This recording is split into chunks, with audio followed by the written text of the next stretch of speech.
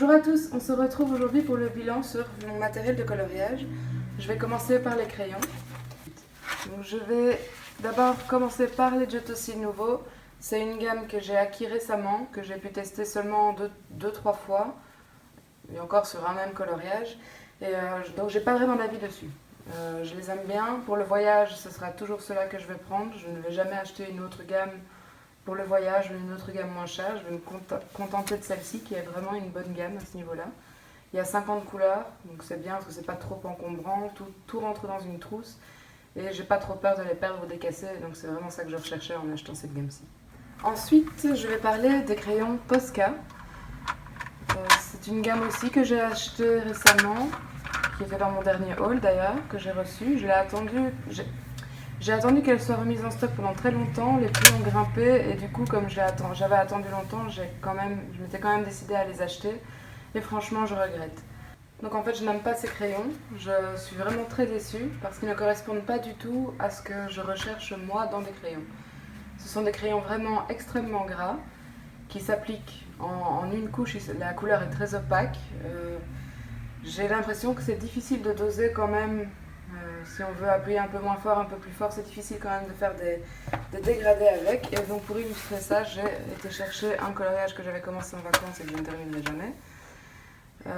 J'ai fait le gâteau au Giotto Nouveau, la chaise au Giotto Nouveau également, et cette chaise-ci aussi. Tout le reste a été fait au Posca. Donc vous pouvez voir quand même que j'ai essayé à certains endroits de faire des effets d'ombre et que j'ai complètement abandonné après. Ici, j'avais essayé de mettre une couleur un peu plus foncée et puis de repasser, et puis finalement le bleu clair a tout recouvert, enfin, c'était horrible. Et ici, j'ai appuyé fort, certes, pour la couleur de la nappe, mais c'est en une couche. J'ai réussi à avoir la couleur en une couche. Et pour quelqu'un qui n'aime pas perdre trop de temps sur un coloriage, je pense que ça peut être des crayons très intéressants, puisque du coup, la couleur est là, l'intensité est là, et c'est très gras. Mais moi, c'est vraiment pas, c'est pas mon style du tout. Donc je regrette vraiment d'avoir acheté ces crayons-là, car je n'arrive pas à les manier, j'arrive pas à les utiliser, et j'arrive pas à avoir un beau rendu avec, même si j'essaye. Je ne dis pas que je colorie merveilleusement bien et que tout est parfait, même avec des... Ça, c'est peut-être pas top non plus. Mais je sais que j'arrive normalement à faire quand même quelque chose avec mes crayons, et qu'avec ceci, j'y arrive vraiment pas, quoi. Si vous aimez bien faire des mandalas, par contre, je pense que cette gamme de crayons pourrait être très intéressante pour vous. Ensuite, je continue avec une toute petite présentation qui sont en fait les Color Soft de Derwent. Donc je n'ai que ces 6 crayons-ci. J'ai quand même un avis dessus puisque j'ai fait un coloriage avec ces crayons. J'ai pu les prendre en main facilement, les couleurs se blendaient bien ensemble. Elles s'appliquaient bien sur le papier, ça m'a donné un joli résultat, donc je les aime bien et je suis contente d'avoir reçu ce set de crayons portrait, puisque comme vous le savez, j'aime vraiment beaucoup faire des portraits, donc c'est le genre de couleurs vers lesquelles je me dirige, même si je dois acheter quelques crayons à limiter. Mais je ne pense pas que j'achèterai la boîte complète parce que j'ai déjà assez de gamme de crayons et que je ne peux pas continuer à accumuler des gammes et des gammes et des gammes. D'abord, je dois apprendre à manier mes gammes, sachant que j'en ai déjà pas mal. Et peut-être qu'un jour, je me lancerai dans les Color Soft ou une autre gamme pour tester. Je continue toujours avec Derwent, même cette fois, ce sont les Derwent Drawing. Donc ce sont les 24 couleurs de la gamme Drawing. Il n'y a que 24 couleurs dans cette gamme de crayons. Et je les aime bien. J'ai fait un coloriage avec, c'était dans le Disney Dreams de Thomas Kinkade. J'ai vraiment bien aimé les utiliser. Les couleurs sont très naturelles et donc je trouve que c'est vraiment intéressant pour pouvoir colorier des paysages ou des animaux. Mais les couleurs sont vraiment très terre. Je vais dire ça comme ça. Elles ont des couleurs un petit peu de terre. Et donc c'est très intéressant rien que pour la couleur. Au niveau du crayon en lui-même, c'est un crayon qui est gras. Donc c'est vrai que c'est pas mes crayons préférés. Mais je pense que grâce aux couleurs assez différentes, grâce aux couleurs qu'on ne retrouve pas dans les autres gammes, ou qu'on ne retrouve pas facilement dans les autres gammes, en fait, ces crayons ont tout à fait leur place dans ma collection de matériel. Toujours avec Derwent, j'ai les Light Fast que j'ai acheté il n'y a pas longtemps, le mois passé ou il y a 2 mois, que j'ai pu tester un tout petit peu plus. J'ai fait 2 ou 3 coloriages maintenant, d'ailleurs il y en a un en cours, c'est toujours le même. Il y en a un en cours, je ne sais pas quand je le finirai, mais donc les crayons sont dans un pot sur mon bureau. Et plus je colorie avec, plus je les aime, parce qu'au début j'ai eu un peu de mal à les prendre en main, j'avoue. Un peu comme les Posca, ils sont très gras, malgré le fait qu'ils sont aussi secs, enfin je ne sais pas comment expliquer, mais la couleur est très intense. Si on décide de recouvrir une couleur par une autre, ça va soit la mélanger, soit la recouvrir complètement, tellement les couleurs sont opaques. Et c'est vrai que c'est quelque chose qui est assez difficile à prendre en main dans un premier temps, mais à partir du moment où on s'habitue et qu'on commence à connaître les crayons, je trouve que ça peut vraiment donner un très beau rendu. Et d'ailleurs, je suis fan des coloriages que je fais avec ces crayons. La différence entre ces crayons-ci et les Posca, mis à part le fait qu'ils soient light fast et tout ça, ça j'en parle même pas, c'est qu'avec les Posca, dès qu'on a mis une couche de crayon sur le coloriage, j'ai l'impression que c'est impossible de les construire avec des couches et des couches, de rajouter un peu de foncé par-ci. Le crayon n'accroche plus, c'est comme si on avait utilisé le blender Caran d'Ache. Après, il n'y a plus rien à faire, et ben avec les Posca, c'est un peu le sentiment que j'ai. C'est comme si j'avais passé du blender Caran d'Ache sur mon coloriage. Avec ces crayons-ci, j'arrive à repasser des couches et des couches et des couches. Et j'ai l'impression que c'est sans fin.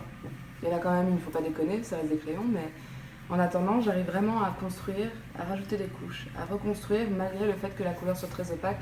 Et c'est ce que j'apprécie aussi également beaucoup dans ces crayons. Ensuite, nous passons chez Caran d'Ache avec les Luminance, qui sont mes crayons chouchous. En tout cas pour les portraits. Je n'ai pas fait beaucoup de coloriage hors portrait avec ces crayons. Pourquoi? J'en ai aucune idée. Je pense que ça vient du fait que la gamme ne comporte que 76 couleurs et donc ça me bloque un peu parce que parfois j'ai peur qu'il n'y ait pas toutes les nuances ou qu'il n'y ait pas toutes les teintes. Et généralement quand je veux faire un coloriage, je me dirige vers les Pablo, ça faisait un petit spoiler, mais j'aime vraiment beaucoup ces crayons. D'ailleurs j'ai déjà acheté un backup de toutes les couleurs peau que j'utilise parce que c'est vraiment ceux-ci que je préfère pour faire les portraits. Ils ne sont plus à vendre, ceux-ci c'est vraiment des bons crayons, ils coûtent cher mais c'est un bon investissement si vous aimez le coloriage et que vous pensez que c'est un passe-temps qui va continuer. Franchement, c'est ceux-ci que je recommande plutôt que d'acheter 5 boîtes à 20 euros.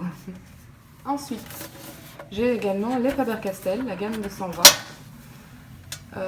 Alors, comment dire, ces crayons, malheureusement pour eux, je les ai achetés en même temps que les Prisma. J'avais d'abord commencé par les Prisma et puis j'ai acheté les Faber-Castell parce que tout le monde en parlait et que je voulais essayer, voir ce que ça donnait et tout ça. Et finalement, j'ai commencé avec les Prisma, qui n'était pas une mauvaise idée parce que quand on commence le coloriage, on ne sait pas forcément prendre en main ce genre de crayon-ci. Et j'ai du coup utilisé les Prisma. Ceux-ci, ils sont restés dans mon armoire. J'y ai pas touché pendant quelques temps, de peur de les abîmer aussi, parce que j'avais pas encore le DAL 133, ce genre de choses.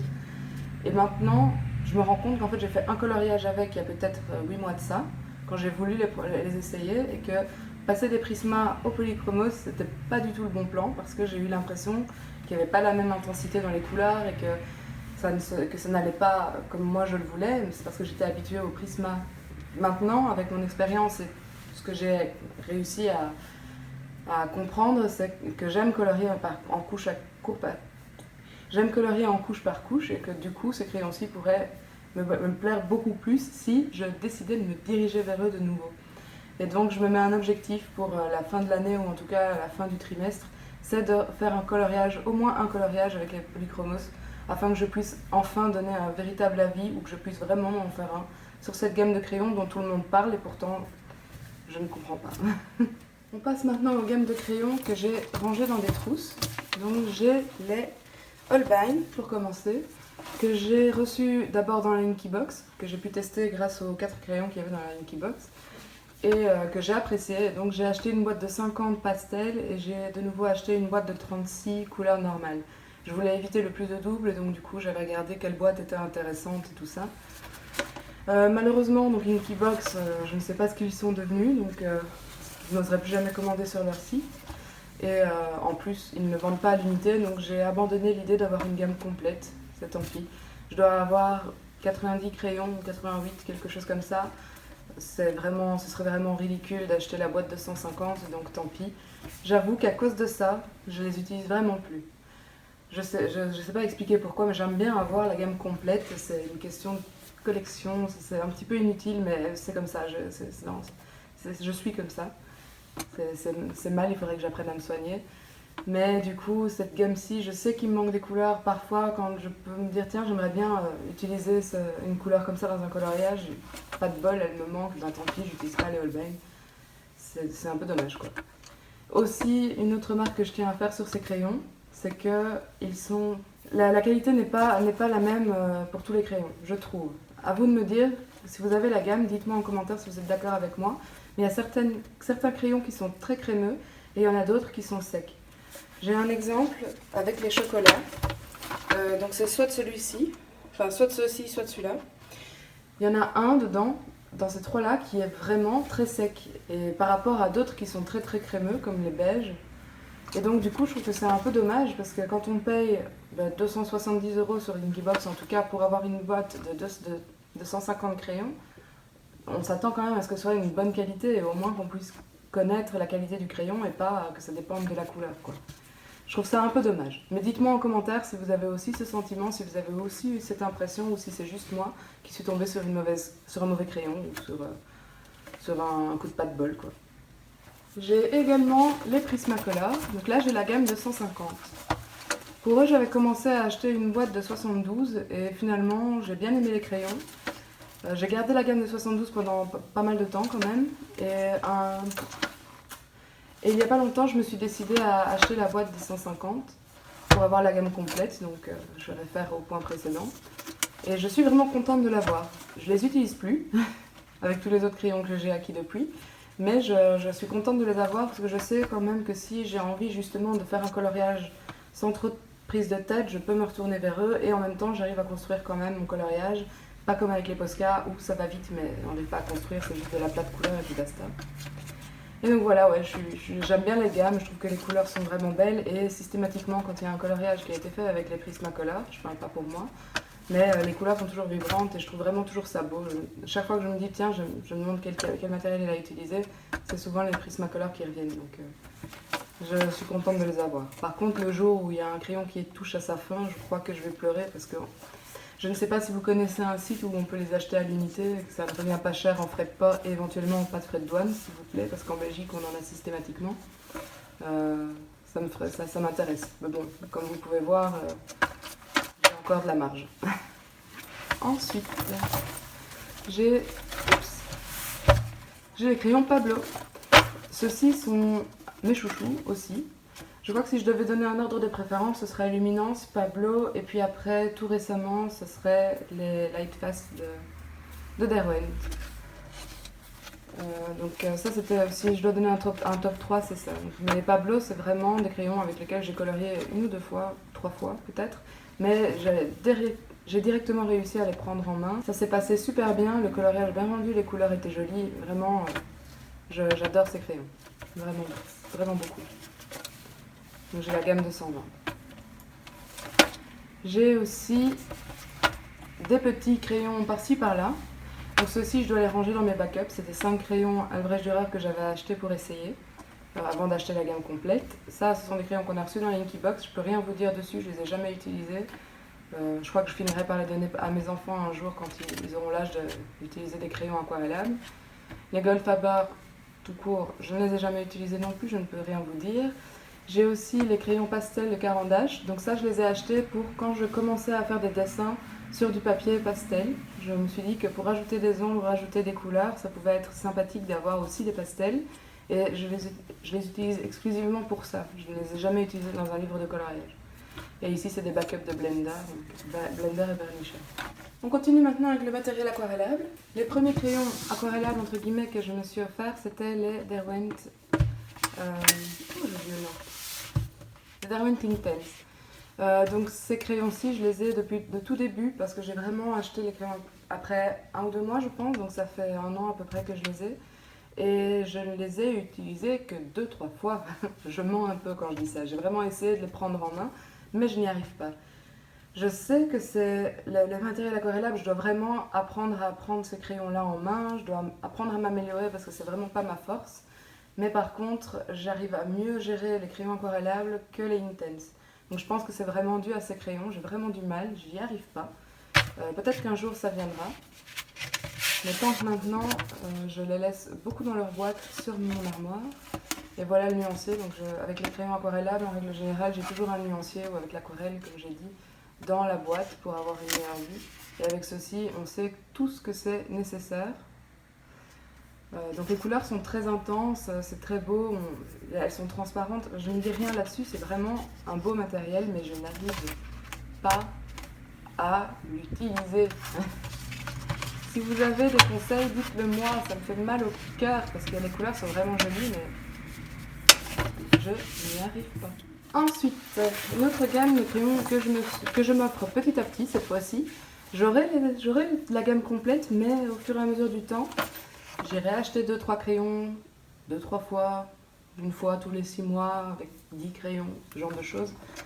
Là, voilà, je ne sais même pas combien j'en ai. J'ai acheté 2 boîtes de 20 et quelques crayons, donc je dois avoir peut-être 60, non, peut-être moins. Je vais compter. Donc voilà, j'ai compté, j'ai 52 crayons et je crois qu'il y en a aussi 76 dans la gamme, donc je suis pas loin. Mais j'attends vraiment petit à petit, quoi.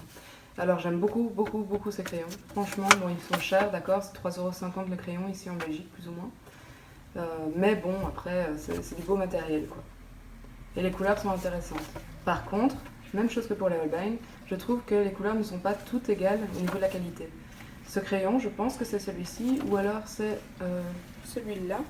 Il y a un des lilas mauve qui est vraiment très peu pigmenté, mais c'est dans le sens où même on applique le crayon, il y a du pigment, à partir du moment où on commence à mettre de l'eau dessus, le pigment se barre et puis c'est un petit peu dommage. Mais je n'ai un commentaire à faire que sur celui-là et je pense également sur celui d'à côté, d'ailleurs je crois que c'est ceux-là. Ouais. Je pense que c'est ceux-là et j'ai vraiment du mal avec la pigmentation, mais sinon le reste des crayons, de ceux que j'ai testés en tout cas, la pigmentation est géniale. Et je me suis dit que j'allais commencer à utiliser de plus en plus mon matériel aquarellable dans les livres de Anna Carlsen, puisque le papier sait le gérer. Pourquoi pas garder mes livres de Anna Carlsen pour le matériel aquarellable, justement. Ensuite, j'ai aussi donc, les Faber-Castell Albrecht Dürer. Là, j'ai déjà vu beaucoup de coloriage avec ces crayons qui rendaient vraiment très très bien. C'est une gamme de 120 couleurs de crayons aquarellables.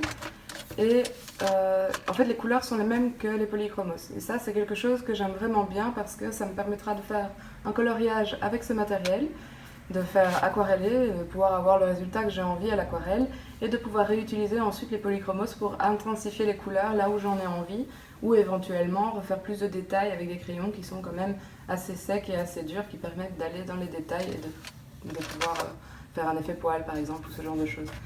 Mais ouais, je crois que c'est comme ça que je vais commencer vraiment à utiliser les Albrecht Dürer et les polychromos d'ailleurs. Donc ça peut aussi faire partie de mon objectif de colorier plus avec les Albrecht Dürer, sachant que je les ai achetés il y a un mois et que du coup j'ai pas vraiment eu l'occasion de les tester beaucoup avec les vacances et tout ça. Mais je ne manquerai pas de le faire et surtout j'ai pu aussi tester la pigmentation. Ils sont un tout petit peu moins pigmentés que les muséums si on regarde les couleurs que j'avais pris en échantillon. Mais franchement, ça va quand même, quoi. Je pense qu'il faut juste savoir les appliquer et après, on ne voit pas la différence. Ceci dit, si vous voulez une vidéo de comparaison entre les Albrecht Dürer et les muséums, n'hésitez pas à me le dire.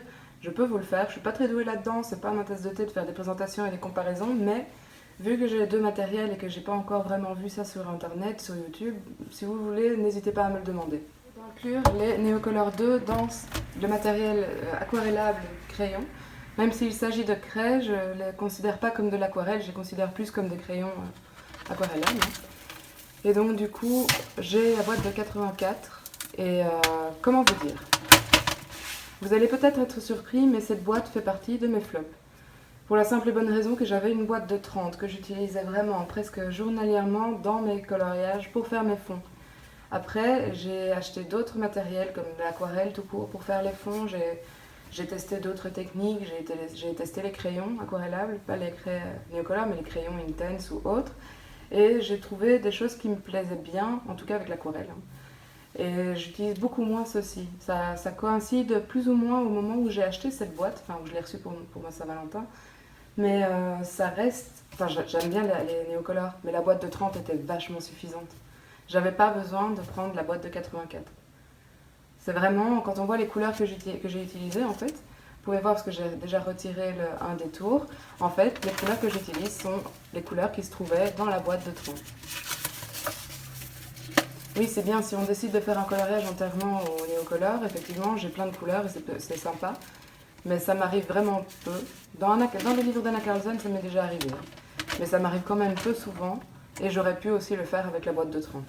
Donc voilà, je regrette un peu la boîte de 84. Je suis contente de l'avoir parce que voilà, c'est quand même un beau matériel. Mais au niveau des achats et au niveau de tout ça, j'en avais pas besoin et j'aurais vraiment pas dû la prendre. Et enfin, c'est terminé pour le matériel, mais je voulais quand même vous donner juste mon petit conseil à moi. Si vous souhaitez commencer le coloriage, débuter en coloriage et acheter du matériel, mon seul conseil sera de d'abord définir dans quelle catégorie vous vous trouvez. Et je parle pas de huile ou gras ici, huile ou wax. Je vous conseille de d'abord regarder si vous êtes plutôt du genre à aimer utiliser du bon matériel ou si vous êtes du genre à d'abord vouloir utiliser du matériel pas cher. Parce que ça va définir tout. Moi, je sais très bien que si j'achète du matériel pas cher, je vais l'utiliser 2 fois et je vais directement me retourner après vers une gamme un petit peu plus intéressante au niveau du feedback et des gammes de crayons, Faber-Castell, Caran d'Ache, etc. Et donc du coup, si vous faites partie des gens qui sont comme moi, qui ne vont pas utiliser le matériel qui ne coûte pas cher parce que soi-disant il serait de moins bonne qualité, ou peut-être qu'il est de moins bonne qualité, ça je ne peux pas juger, à ce moment-là, achetez 2-3 crayons en magasin, à l'unité. Faites des tests chez vous pour savoir quelle gamme vous plaît le plus. N'achetez pas les boîtes complètes directement. Vous faites un coloriage avec 5 gammes différentes où vous avez acheté 2 crayons. Enfin, il y a moyen de faire quelque chose, quoi. Et comme ça, vous savez ce que vous aimez vraiment. Et dans ce cas-là, vous pouvez vous diriger plutôt vers les Caran d'Ache, Luminance, les Pablo, les Derwent, enfin peu importe. Une fois que vous avez décidé d'acheter la gamme complète, si vous en aviez envie, ou une gamme intermédiaire pour pas trop dépenser, et que vous vous rendez compte que vous êtes tombé dans une monotonie et que vous vous ennuyez avec ces crayons, à ce moment-là, reprenez les 2-3 crayons que vous aviez achetés à la base et refaites des tests pour savoir quelle gamme vous intéresserait à nouveau et c'est reparti, quoi. Ça, c'est vraiment le conseil que j'aurais à vous donner pour les achats, en tout cas en matériel de coloriage dans les crayons. J'espère que vous avez trouvé ma vidéo intéressante et que le contenu vous a plu. Si vous avez des questions, n'hésitez pas à me les poser en commentaire, j'y répondrai avec plaisir et moi je vous dis à plus tard pour une prochaine vidéo.